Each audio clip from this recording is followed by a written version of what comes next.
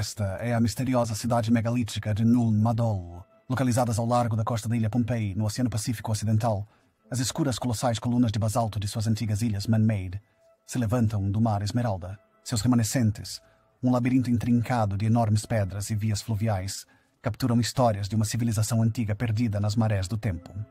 Este maravilhoso monumento arquitetônico representa um enigma desconcertante. Como esses blocos de pedra, alguns pesando até 50 toneladas, foram transportados aqui para fora da costa entre as ondas quebrando e os recifes de coral. Considerada habitada por espíritos, de acordo com o folclore local, Nan Madol está cheia de lendas de feiticeiros e dragões voadores. Esta cidade misteriosa, outrora o centro cerimonial e político da dinastia Sadalaur, agora está deserta, com poucas pistas sobre o destino de seus habitantes. Quem construiu esta ilha maravilhosa e que segredos suas ruínas contam? Um mistério enorme. A construção de Namadol desafia a compreensão. Composto por quase uma centena de ilhas artificiais sobre um recife de coral, ele se estende por mais de 1,5 km de comprimento e meio quilômetro de largura, abraçando a costa carregada de manguezais de Pompeia. Esta cidade de pedra e mar foi construída usando basalto e corais pesando em média 5 toneladas, com alguns pesando até 50. As rochas tiveram que ser movidas de pedreiras a mais de 25 milhas de distância e então transportadas pelas águas de uma lagoa. Como uma sociedade sem acesso a polias ou ferramentas de metal conseguiu transportar, levantar e posicionar essas pedras, é um enigma que continua a confundir cientistas e historiadores. Os pompeianos locais acreditam em forças mágicas que permitiram às pedras voar para seus lugares de descanso. E outras lendas falam de gigantes que construíram a cidade em uma única noite. Este labirinto urbano intrincado, construído principalmente entre os séculos XIII e XVII, foi a criação da dinastia Sadalur, uma civilização única que adorava o mar, estabelecida no século VI. As ilhas e suas estruturas foram construídas a partir de colossais colunas de rocha de lava preta, naturalmente pentagonais ou hexagonais, com até 20 pés de comprimento. Esses monólitos foram organizados em formações de cabana de troncos, servindo tanto como paredes externas quanto como fundações, e preenchido com pedaços de coral para criar plataformas elevadas para estruturas tradicionais de palha. Estima-se um total de 750 mil toneladas métricas de rocha negra foram movidas ao longo de 4 séculos, com uma média de 1.850 toneladas anualmente. Isso tudo foi alcançado em uma época em que a população de Pompeia era de cerca de 25 mil pessoas. O layout da cidade ilustra um planejamento urbano meticuloso. Arranjados em uma grade, os ilhéus são separados por canais de maré. Cada ilhota tinha um propósito designado. Algumas eram residências, e outras eram dedicadas à preparação de alimentos, construção de canoas ou atividades rituais. No seu auge, acreditava-se que a ilha era lar de até 1.000 habitantes. No coração da cidade está o setor central, um recinto sagrado que abriga túmulos, templos e espaços cerimoniais. Mandoas, o mortuário real, se destaca como a estrutura mais ornamentada. Cercado por 2 conjuntos de muros de 8 metros de altura, seus cantos graciosamente curvados englobam uma área fechada maior que um campo de futebol. Uma de suas pedras fundamentais é estimada para pesar uma impressionante 50 toneladas. Esta estrutura críptica abrigou os corpos de reis antes de seu sepultamento final. A dinastia Sadler. Por séculos, a pequena ilha de Pohnpei, parte dos modernos Estados Federados da Micronésia, foi dominada por uma única autoridade centralizada, a dinastia Saudalur. Esta dinastia esteve no poder de aproximadamente 1100 a cerca de 1628. A lenda Rampaian sustenta que os governantes de Saudalur eram de origem estrangeira, notavelmente distintos da população nativa na aparência. A dinastia Saudalur, abrangendo muitas gerações, apresentou uma mistura intrigante de personalidades. Inanin Moihai, por exemplo, foi um líder iluminado acreditado por construir uma aristocracia estável em Phnom Penh. No entanto, nem todos os governantes foram lembrados com carinho. Sakonwehi era notório por seus impostos severos, causando sofrimento generalizado entre a população. Uma história ainda mais obscura envolve o celeiro conhecido como Ripewind Lake, que, de acordo com a lenda, usava magia para encontrar e consumir os pontanianos mais gordos. Pompeia foi dividida em 3 estados durante a Baixa Chuva do Sul, cada um ainda mais dividido em várias áreas. O centro do poder estava em Nan Madol, onde os governantes desenvolveram um sistema estratificado de títulos atribuindo ocupações particulares. Os Saudelures derivam seu nome da palavra Pompeiana Sal, que significa intitulado Aidelure, que era o antigo nome da ilha. Este nome era um título apropriado para os governantes de uma sociedade que era notavelmente hierárquica. A cidade não era apenas um centro político, mas também um centro religioso. A área nordeste, conhecida como Mudolpoi, servia como um setor mortuário, com 58 ilhotas contendo moradias sacerdotais e túmulos altos, incluindo o Grande Mortuário Real. Os chefes de Saudalur usam a cidade estrategicamente, abrigando potenciais rivais dentro de suas limitações para monitorá-los e controlá-los. As fontes de alimento e água fresca estão disponíveis apenas na ilha principal e tinham que ser levados até Nanmadol de barco. A regra do Saudalor era absoluta e cada vez mais opressiva ao longo das gerações.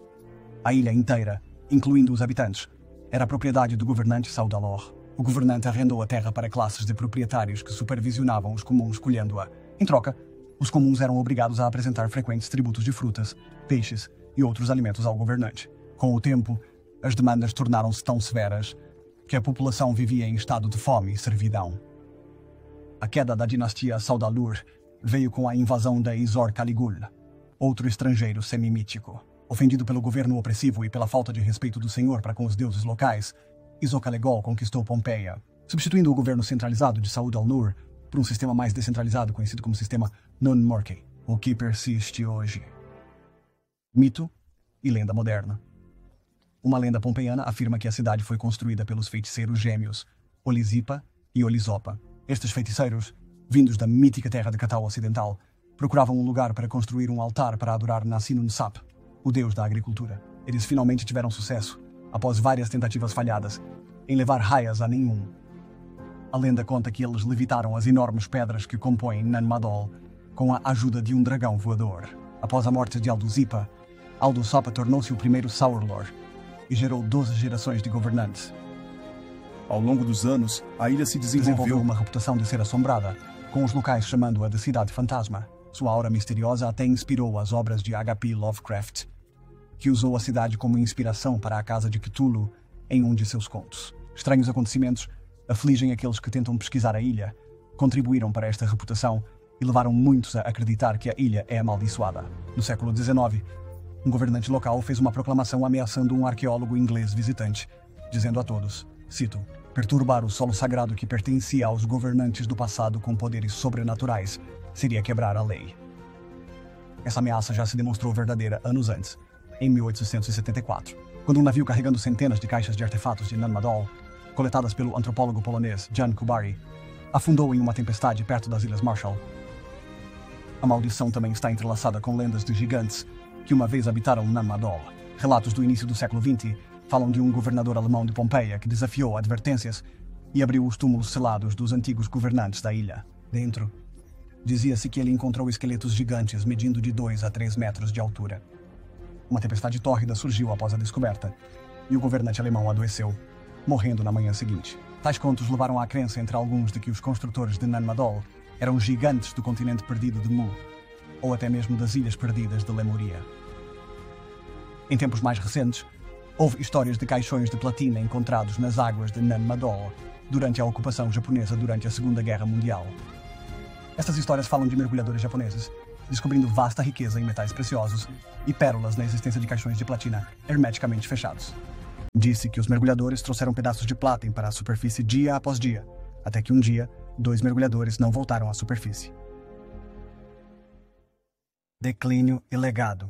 Apesar de sua majestade, a vida em Nanmadol era desafiadora. A construção única da cidade, oferecendo segurança e prestígio, também significava que não havia fontes de água fresca ou comida nas ilhas. Os habitantes contavam com seus súditos para transportar esses recursos essenciais do continente. Durante o domínio de Saudalor, os chefes recebiam suprimentos em ilhéus específicos, mas este sistema falhou quando o domínio mudou de mãos. O declínio de Nanmadol começou por volta de 1628, quando Isakalekel derrubou os Sandalurs, marcando o início da era Nan-Morkey. Embora o Numort vivesse em Nanmadol, eles enfrentavam a tarefa assustadora de reunir sua própria água e comida. O sistema tornou-se cada vez mais insustentável ao longo do tempo, e os habitantes gradualmente deixaram para a ilha principal. À medida que a população de Nanmadol diminuía, a cidade caiu em desuso e foi eventualmente abandonada. Ainda que o cronograma exato do declínio da cidade permaneça incerto, sua queda foi um processo lento e gradual. A outrora vibrante cidade de Canais, movimentada com nobres, padres e plebeus, lentamente sucumbiu às forças do tempo e da natureza. Hoje, Nanmadol e a área circundante compõem um distrito arqueológico significativo, se estendendo por mais de 18 quilômetros quadrados. Este distrito inclui as estruturas de pedra trabalhada construídas no Recife de Coral e na costa próxima da ilha principal de Pompeia. Nammadol foi declarada um Patrimônio Mundial da Unesco em 2016, por sua notável e monumental arquitetura megalítica. Ele também foi reconhecido como uma expressão do desenvolvimento original de instituições e sistemas de governança tradicionais nas ilhas do Pacífico, que continuam até o presente. No entanto, a integridade do local está atualmente em risco. O estado das estruturas de pedra é de extrema preocupação devido ao crescimento excessivo da vegetação, aos efeitos das tempestades e ao colapso de algumas obras de pedra. Como resultado, Nammadol está na lista do Patrimônio Mundial em Perigo desde 2016. Esforços estão em andamento para sua proteção e gestão, envolvendo todos os interessados, incluindo proprietários tradicionais, sob a supervisão do chefe Nuno Arki.